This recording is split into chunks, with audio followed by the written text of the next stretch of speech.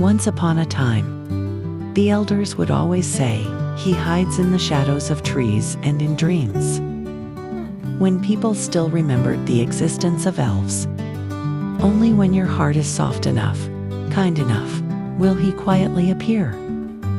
He is a whisper from afar, a door that fate gently opens within the woods. In the morning, as the mist still lingers, the forest slowly awakens, and all living things breathe softly. Among the trees, tents stand one by one. Smoke rises gently, as if the dream has not yet finished its tale. A deer drinks by the stream. An eagle glides across the morning light. The air is damp and cool, like a dream not yet faded from last night. Wabanang, the morning star, walks into the forest as usual. From behind the trees comes a sound, soft like a murmur, or perhaps just a feeling from within. It is a prayer, gentle, sincere, as if whispering, "Please, help me." Wabanang stops in her tracks and follows the breath of the prayer. There, on the grass, a wounded eagle. In her mind, a gentle voice arises, "He needs you." She kneels and softly says, "Don't be afraid. I will help you." Walk the road back home. Flames flicker, she cleans his wounds with care, nurtures him with kindness, even after healing. And from that day on, the eagle does not leave. The tribe passed down a beautiful story wherever Wabanang walked. Sawan would fly, one on earth, one in the sky. Like wind and shadow meeting, a sacred vow made between two souls. Bound together, Wabanang grew to become the tribe's greatest hunter and teacher. Children gathered around the firelight, listening to her stories of forests, stars, and a voice that once came from a dream. She would say, "Some promises are not written in words, but carried by the wind and kept within the soul." And the forest listens silently.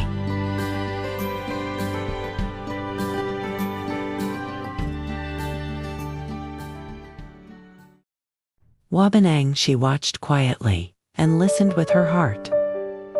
Wabanang wasn't a loud child. She liked to sit quietly and watch quietly. She didn't try to speak first, but she often noticed things others didn't. Sometimes, when a bird flew too low, she'd raise her arm gently, just to let it rest. Sometimes, when the wind felt too cold, she tugged her mother's sleeve and whispered, "Let's not go up the mountain today."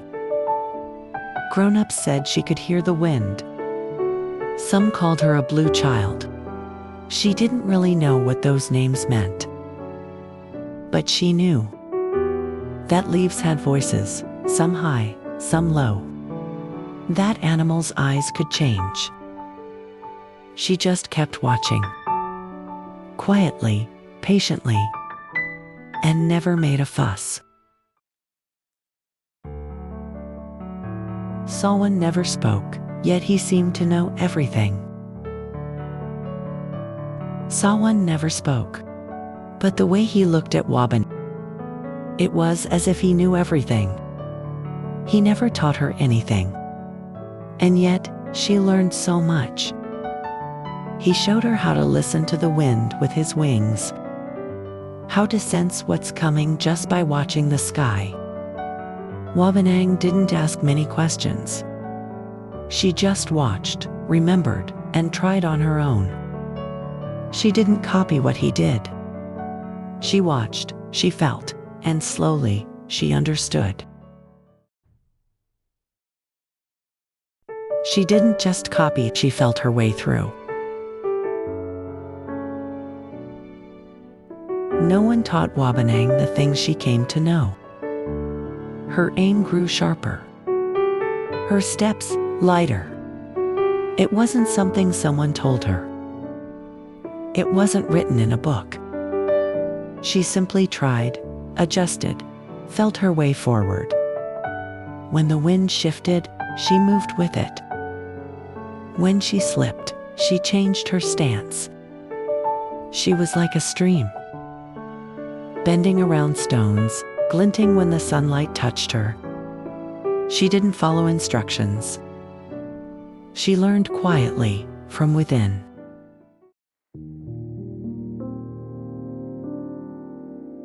She wasn't a teacher, just someone who walked before.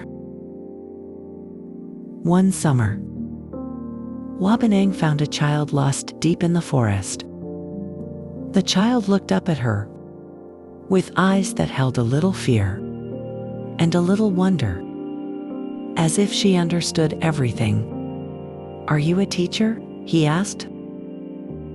Wabanang gently shook her head and smiled. "I'm not a teacher," she said. "I just walked this path a little earlier." She didn't hand him a map or tell him which way was shortest. She simply walked beside him. They listened to the wind. They watched the trails left by animals.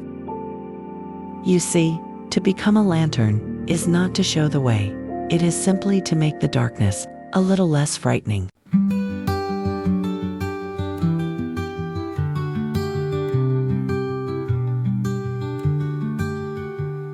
The quiet wind moves through your dreams. A gentle light waits at the bend. Someone once walked by your side, without a word, without an end. The stars still shine, they don't ask why. The fire is warm like someone's hand. Some kinds of love don't need to speak. They're always here, they always stand.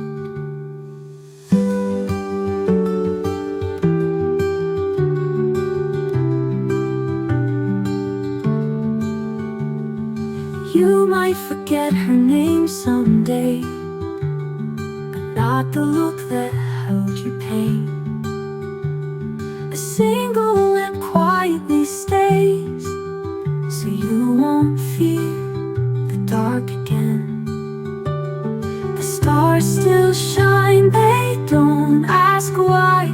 The fire is warm like someone's hand. Some kinds of love don't need to speak. They're always here, they always stand.